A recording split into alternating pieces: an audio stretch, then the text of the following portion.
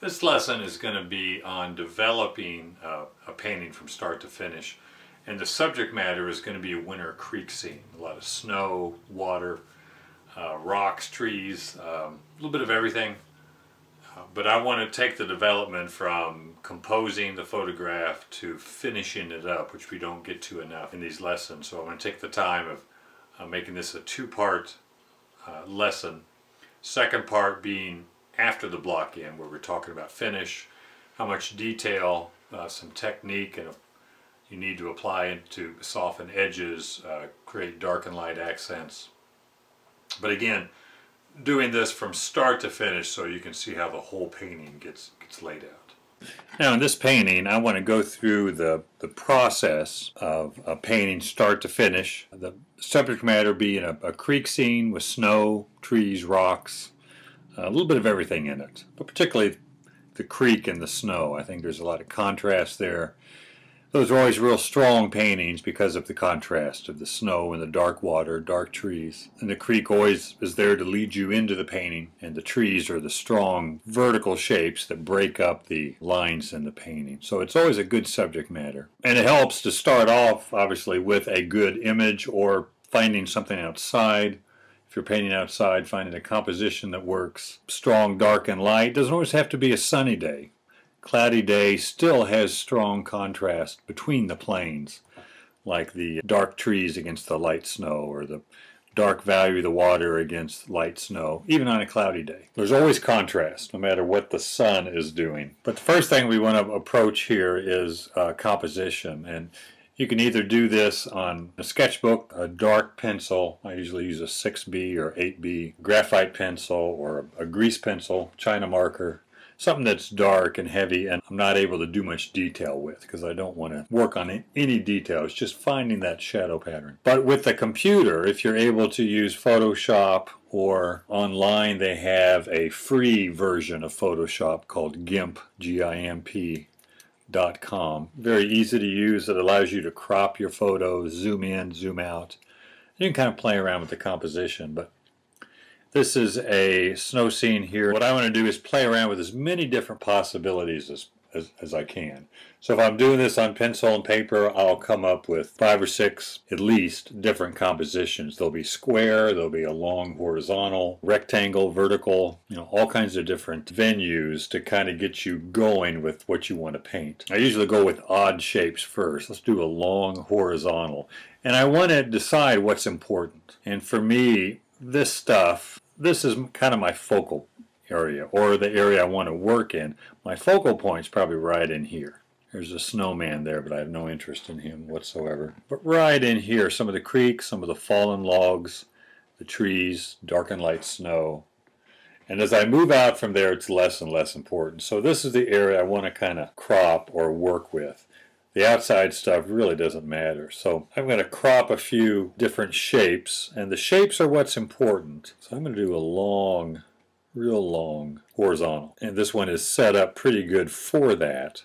And that's very interesting, even though a lot of this over on this side I don't care too much about. It's that long format that kind of forces me to put that in there, although I would probably get rid of this messy looking stuff, the old branches and things, and stick more with the snow and the tree trunks. But I kind of like that format. It's very interesting. I can pop some more light streaming through up here to make this a little more relevant.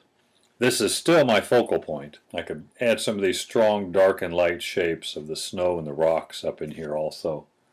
But that's a very good one. Now let's go for more of a square and zoom in a bit more to what's important. The trees are very tall. I can still zoom in and cut off the vertical part of the trees and just have the trunks and a little bit of the creek. I can zoom in as much as I need to, but I do like the aspect of the tall tree trunk. So get this bigger, and that's a real nice composition. I got a lot of lines here. I got this line of the bank of the snow, or that hill, that creates a lot of contrast between the trunks and the snow, and then the dark foliage and background area. I got this shape here of the creek, kind of leads you into the painting. These slanted tree trunks, fallen tree trunks, they all create a bunch of diagonals and different lines and shapes that I think works real well. That's a real nice one also. Then let's do kind of a rectangle, not square, but kind of your standard 9 by 12 or 12 by 16, which can get a little boring sometimes. That's why I like kind of the square or the long horizontal. But that works real nice. Again, the shapes, these diagonal lines on the hillside or the snow here, and the diagonal line here, the different lines of the trees. Some are real straight, but a lot of them are leaning. And you can add some more shape to them. And the fallen logs, that's real nice in there. And again, all these eliminate a lot of unnecessary stuff. And I generally will keep all these. Right now I'm getting rid of them. But I'll save them and I'll look them over and decide which one I want to do. Now let's do a vertical. And let's include some of these taller trees and get up pretty high and come down pretty low. That's a nice... And this vertical works very well also because the trees are so tall. That has a real nice feel to it. Might be kind of the same as the square, but if I zoom in a bit more, make it bigger. Again, I have those angled lines, creek leading into the composition. So a lot of possibilities here. And the more you play around with the composition, I think the more exciting it kind of gets. You can really, you come up with things that you don't think of ordinarily. Let's go a little more vertical. That's a real strong vertical. Very vertical, but again, compositionally, all these lines on the sides of the creek, the fallen trunks, the tree trunks that are vertical, really makes a nice composition. And the variation of dark and light, there's a variety of dark and light shapes that makes it work real well also. For me, I think that's the best way to approach compositions, to do as many possibilities as you can, and then force yourself to do a few more. I'll do one more here before I just get away from that center of interest and maybe go to another center of interest. It would help to do about 10 or 12 of these, forcing yourself. Each time it'll get a little bit harder. I don't like this line leading, just cutting off the bottom corner here, but I do like the hillside and the trunks coming up, so that one would be a no-go, but it still forces you to be thinking a little bit more. There's some other paintings here, and I'm going to pick one of those. I don't know which one yet I'm going to do. So this is a photograph, same area. And again, real quickly, I could zoom into what's important. So never take right off the bat just what the photograph gives you. Think of ways to zoom in, decide what's important, what you can eliminate, and zoom in quite a bit. Here's another one. I don't care for all this snow down at the bottom right, so I like the sunlit background, the shadow, middle ground, some of the sunlight in the foreground. So there's a lot of stuff in that one that is really unnecessary. And that makes a nice composition. I don't like this log going straight across that way. Maybe a little bit more at an angle, angling up this way. Could start it here and angle up this way in front of the rocks a little bit. Maybe thinner too, it's a little too thick. Maybe make this tree trunk a little thicker. And have another one angled up here a little bit more. It needs a few more trunks back in this area. I'd get rid of this, leave this rock, but have this dark water around the rock, maybe a little bit of the snow over here. So you're always simplifying, eliminating, even after you crop some. This is a painting by a painter from Pennsylvania, turn of the century, 20th century. And a lot of color, especially in the water. There's an overall color he paints into, whether it's this kind of greenish orange or maybe the blue violet. He gets an overall value in color and then paints back into it all these variations of color. You can't start by just chopping in a variety. Well, you could. You never say never, but it's easier to think in terms of getting an overall value first and then start to break up that water. But simple dark and light shapes suggesting the sunlight. The snow is a real nice flat area that's real simple, and the simple snow helps contrast the more complicated water. And usually when you have snow paintings, you're going to have either a lot more color, detail in the trees or water, and the snow is going to be kept real simple. It really helps with the design. Snow is a big equalizer as far as keeping things a little more simple. This is a painting by Emile Groupé, 20th century landscape painter in Gloucester. Has about 4 really good books out. Passed away also in the 70s. But again, simple dark and light in the snow all over, even in the background. The water does kind of run off that way, but the trees are real strong verticals. So that kind of pulls your eye away from there a little bit. But your eye does tend to follow the stream and just go right out. But the color and the light in here is just really good.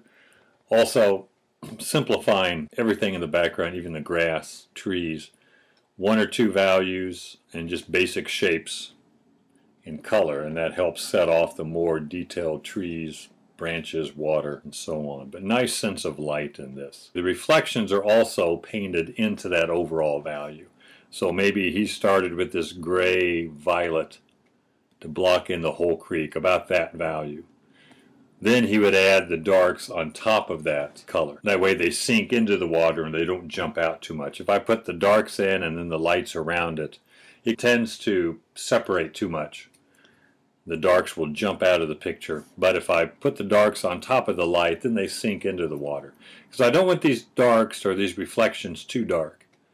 They're still a lot lighter than the darks in the real trees. The reflections are always less dark than what's reflecting them. And the same way, something real light that reflects into the water is not as light as the real thing.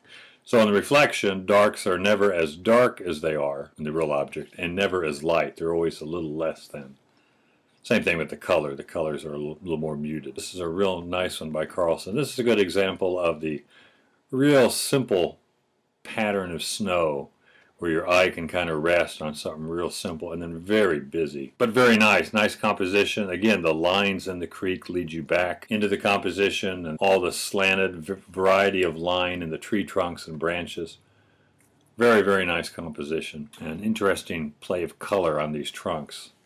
A lot of color on the tree trunks. This is another Carlson. More muted color than the last one, but again, compositionally, the lines on this creek really pull you back. Variety of shapes and lines in the trunks and branches. But real nice subtle color changes everywhere. Nothing's real strong. Has a real nice feel to it. In this painting then, I'm going to start, we've already started with the composition, and then I'm going to pick one and go from the drawing to the block end, and from the block end to broken color and finish.